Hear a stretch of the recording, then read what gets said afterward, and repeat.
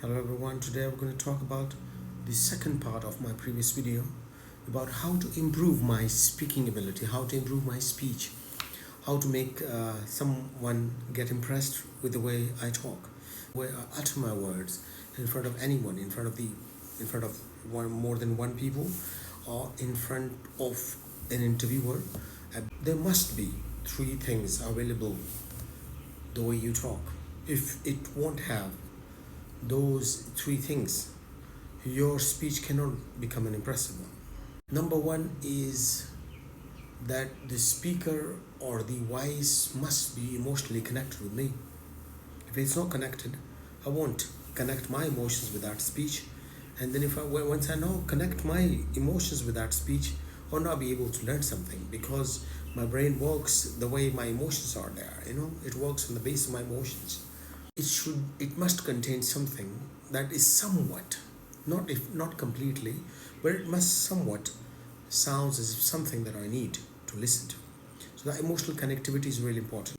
Number two is, are you telling me something new? And I'm going to learn something very much new. I mean, the speech that you have it will be something that I probably had heard it before as well. But is there something novelty? Is it there? Is it something that you're presenting to me is new to me? Or if it's not new, are you actually telling me those things, or the things that you want to share with me in a novel way and something, a new way that I should learn something out of it? Number three is, are you telling me something that I will remember it once you're gone, and impressing me with the way you talk? But there are rarely it happens, okay, somebody who impresses me once they are off my side, and even if other people that comes in, your stand, or you should have that peculiar place in my mind that you talked something that actually touches me over here. Or you actually creating anchors that I should stick to it for a little longer time, because that is where I will have to find out amongst so many people. I will actually pinpoint you, okay, this was the guy who talked to me that way, who actually has an impression left on my mind. So are you sharing, or are you speaking something in a way that I should remember it? Before I elaborate every aspect of this speech, let me tell you something. In my previous videos, I did talk about, okay, how we actually take in data and place it in our mind, inside their brain, in three different ways. Number one, in pictures. They'll always store data in pictures in their mind, and there'll be 70% of people in the world who are actually storing most of their data in pictures. Number one.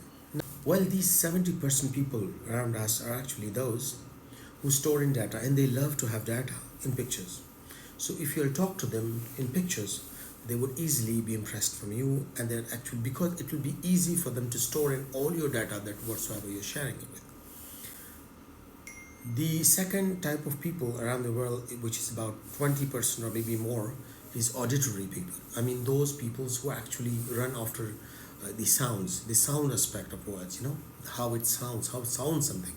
The musicians kind of thing. I mean, people who are a bit of more poetic. I mean, they love the way a word is narrated to them, and how you speak, how that you speak, how beautiful that you speak. Those are the people, about 20% or a bit more. The third type of people are the kinesthetic people, the feelers. I mean, those people who actually store in data in feelings. The taste and the smells people are also associated with it, but these are the people who actually feels things up, and they store actually data in feelings. What is the purpose of telling you all these things? This 70%, 20%, and 10% is if your speech, the way you talk, because you don't know how many people in the audience or the person you're talking to, what type of personality that he's having, whether he talks, remember things in pictures, sounds, or in feelings. So you can actually have to talk. You have to keep your talk in such a way that you cover up about 70% in pictures, 20% in sounds, and about 10% in feelings. How? Pictures, you have to narrate pictures of what you're talking about. I went to a market, and it was a bright day, and the sun was shining very brightly, and there were colorful traffics. Every car was actually different colors. And so actually, and there were sounds of cars as well, and it feels very warm because it was a hot summer day. I felt it.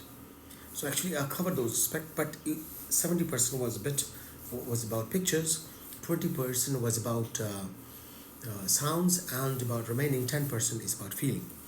So once you talk to your audience or the number of people that you are actually talking to, you need to talk in that way.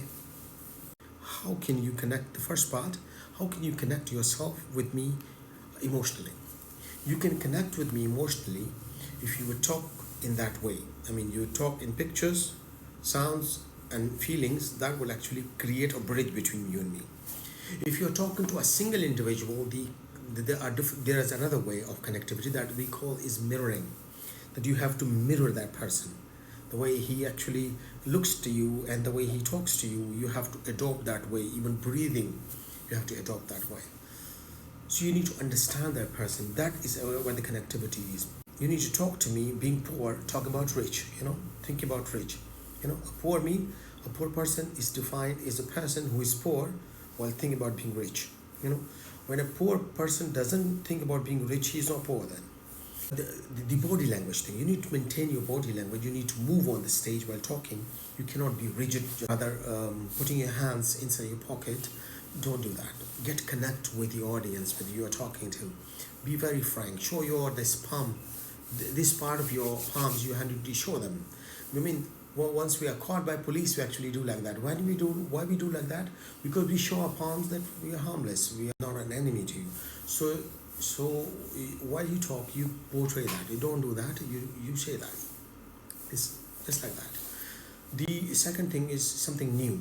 I mean, how can you present something new while all the things that actually you talk about is already the people who are actually listening to you, they all already know what you're talking about. So you can bring in some sense of humor. Sense of humor is the most expensive and the most admired part of a human personality. You can look around the people who have a good sense of humor, whether you can talk about Kapil Sharma show, or you can talk about any other Western comedian, or even the comedian in around you. They are very well-to-do people. They are very much admired people. But that is why humor actually create a very easy connectivity, that actually creates a very good emotional connectivity with people that you're talking to.